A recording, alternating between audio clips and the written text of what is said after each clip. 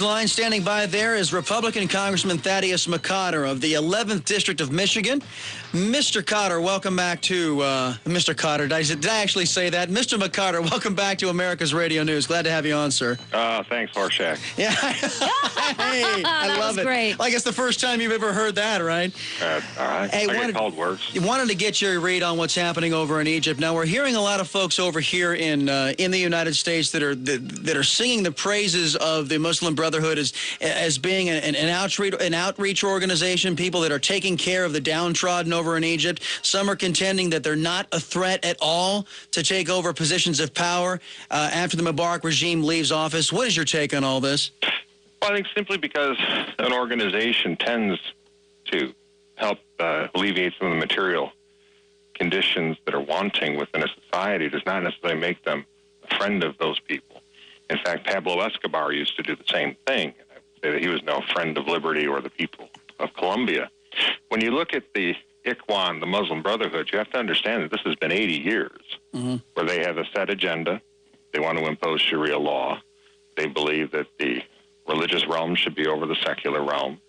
And as such, they constitute the antithesis of what the protesters with responsible and reasonable grievances have against the Mubarak regime, which, as we are told, is a democracy that protects individual rights, subordinates the government to those rights, and ergo constitutes a functioning democracy in which people will never have to experience the horror that happened to the responsible protesters in Iran in 1979.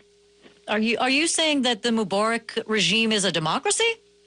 No. What I'm saying is the Mubarak regime and the transition that we are facing now should not entreat any more than the United States would with the Muslim Brotherhood. What they should be doing is what they're trying to do, and I think what the State Department recognizes, is to bring the responsible opposition into the government, work for constitutional changes that protect individuals' rights, that subordinates the government to the people of Egypt, and allows for a more democratic and prosperous country. To bring in the Muslim Brotherhood, I think, is to risk the subversion over time, however long we can debate, but to put it more along the lines of an Iran circa 1979. Now, I understand you actually are in support of keeping the Mubarak government in place. Is that accurate? I'm in support of keeping the existing institutions in place as the constitutional framework is worked out. If Mubarak were to leave precipitously or to leave before the constitutional process is in place, what happens is anarchy. And within anarchy, the most organized and radical opposition groups tend to seize power. And so you are conceding that it's time for Mr. Mubarak to go, but you want it to be an orderly transition. Is that right? Well, Mr. Mubarak concedes time for him to go, as does, I think, the rest of the world. The question is, does he leave today? I think that would be irresponsible. I think it makes sense to have him in place until September elections are held. The vice president is working with the opposition parties. Unfortunately, by not supporting the government and the existing institutions as the framework for the constitutional changes and the move to democratization, what's happened is you have the protesters out there with a reasonable, not unreasonable expectation that the United States will try to get rid of Mubarak as quickly as possible. That seems not to be playing out. And you've actually seen the sad spectacle of the Egyptian government negotiating, or at least dealing with, the Muslim Brotherhood.